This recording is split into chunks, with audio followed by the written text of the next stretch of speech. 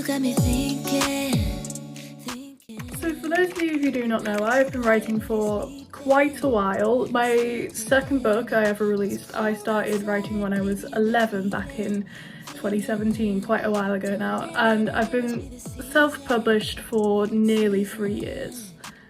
That being said, I feel like because I've been writing for so long, I kind of fallen into a very similar routine, and I haven't really taken the chance to step back and look at how I write books until a few months ago when I posted the last video on this channel going through how you write books, and I realised that maybe a few things need to change. The main thing being, I am a self-published author, and the reason why I'm a self-published author honestly is because I never gave traditional publishing a single thought. I published my first book when I was 17, and I feel like for some mix between imposter syndrome and because traditional publishing just seemed like too much of a commitment at the time, I never even considered it. I didn't query, I didn't look into how you would even get into that. I just immediately went for indie publishing, and I don't regret it.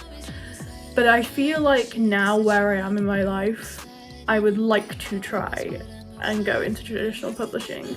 And since this channel has now become some weird mix between education on mythology and education on how to get into publishing, I thought I would make a mini documentary on it. So basically all this series is going to be is you guys watching me stumble around being a chaotic, unorganised mess, because while I appear to have things under control a lot, I am making all of this up as I go.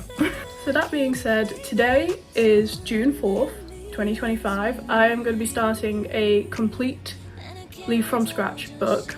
Don't know why I had that pause in between that. This is a mess. I am so sorry if you're able to keep up with this. I'm going to be starting a book completely from scratch. I have a whisper of an idea and that is it. So you're really going to be watching me go through this entire process. Actually, to say that I had a whisper of an idea is a little bit of an understatement. I had 3 ideas that I've kind of just been rattling around my head for a while. And to decide this, because I do want this kind of to be an audience participation thing, because I'm used to doing that. With my book Memoriam, there is one character, Marilyn, I did not create. That was solely my Tumblr. I posted polls for weeks. Everyone decided every single feature about that character. It was even named by a random Tumblr user. I don't know if they know that, but she is. So a couple of months ago, I put out a poll on all of my socials with 3 possible ideas for books. One of them was a high fantasy book inspired by British mythology surrounding the rise and fall of a royal house. The second one being some sort of vampire novel about 2 female vampires trying to track down the person who turned them for revenge. And the third idea being a dark academia novel set in a university surrounding the themes of how far would you go for academic success. Yeah, so those ideas had been kind of in my head for a while. The vampire one actually was something that I came up with a pen pal of mine in Spain 3 years ago. Did we ever get around to writing it? No. However, the dark academia one in my head would have been a spiritual sequel to the House of Hidden Miracles, which is like a soft dark academia book that I currently have out. In the end though, what was voted as the winner was very clearly the high fantasy idea, which I'm quite excited about because this is very much in my comfort zone. And beyond that, we've got nothing else. This is completely just day one. All I've got is I want it to be high fantasy. I want it to somewhat be based around British mythology and something like the rise and fall of a royal house. The best way I've been describing it in my head is like House of the Dragon, but not quite as dark and I don't want to say problematic's the word. I don't think anyone would call House of the Dragon problematic, but if you know what I'm talking about, yeah. So I think the first thing I really need to do, which is genuinely the first thing I always do when I'm going to write a completely new project, and that is immediately take to Pinterest and Spotify. I have always said that I take the biggest inspiration from music, architecture and art, and I feel like that confuses a couple of people with the architecture thing. I'll get to that, maybe not in this episode, probably a different one. So I genuinely cannot come up with ideas until I have a general vibe down. So we're gonna make a Spotify playlist. Gonna give some recommendations. Obviously I can't play it in this video, unfortunately, because I can't risk a copyright strike. So please check out the songs that I'm gonna put in this, because I have a lot of high fantasy songs on my Spotify already. And then Pinterest is gonna be interesting to be on Pinterest, because if you are a writer and you have been on Pinterest in recent years, you'll know what I'm talking about.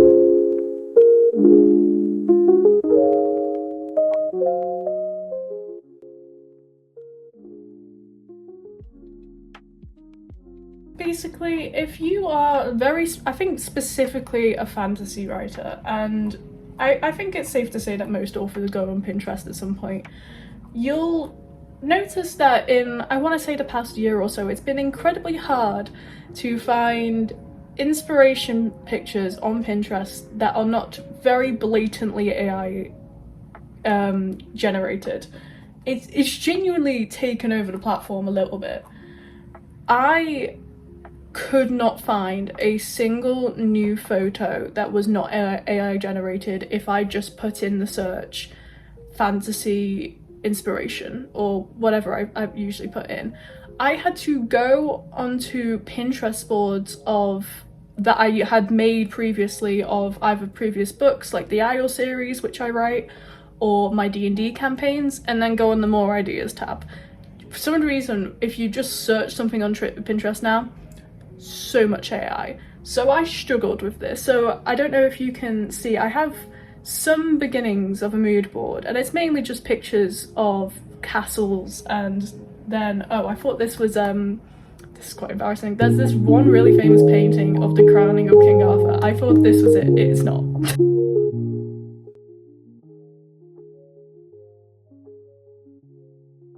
Okay, so I won't go through the entire playlist because we will be here for, according to Spotify, an hour and 40 minutes. However, a couple of like the key ones that I've gone with is a very specific remix of Enemy by Imagine Dragons, which you will probably know as the opening to Arcane. Funny enough, I actually haven't watched Arcane. Love the soundtrack, haven't seen it. Probably should one day. This is specifically the opening title version, which I had to find. There's so many remixes of that song that are only slightly different. It took me so long to find out which one I was thinking of, because I had heard so many through like TikTok on edits and stuff.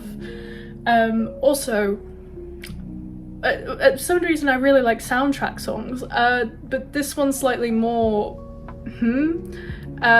if you've ever seen the movie Home, there is a song by Rihanna called Towards the Sun on that soundtrack, and it is so good. It's actually unreal. It sounds like it shouldn't really be in what is essentially the animated version of E.T., but it is. We've also got a couple of 2WEI remixes of songs which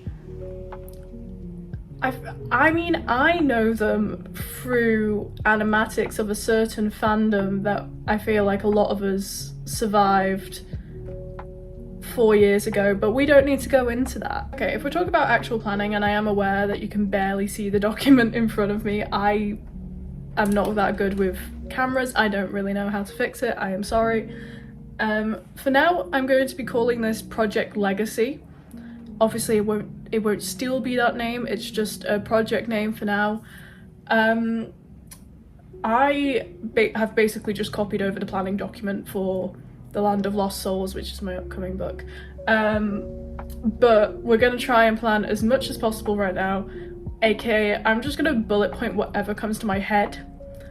We'll talk about it, throw some ideas down. By the way, like I said, I would definitely want this to be like a collaborative effort thing. If you guys have any ideas or criticisms about what's going on, please let me know in the comments, because it's very rare that I have voices that I can talk to about my books that aren't just the ones in my head. So, like I said, I want this book to be like loosely based off British mythology. Like, it's not going to be a retelling of any kind, but have the same vibe, if you get what I mean. And I mean, it's not a coincidence that half of this channel is dedicated to a series where I basically give history lessons on various mythologies. I'm a little bit obsessed, and British mythology, I don't know if you can tell by my accent, I probably know the most about. Especially because I live in Wales, and I know that this has been a point of debate with some authors recently about whether or not we should be using Welsh culture in fantasy novels. I am as a Welsh person, I'm on the side of yes, but like, you know, as long as you're respectful about it. But yeah, we're a small country with a lot of mythology in it. Like, I just need to walk 10 minutes up the road and I will be in a mythological site.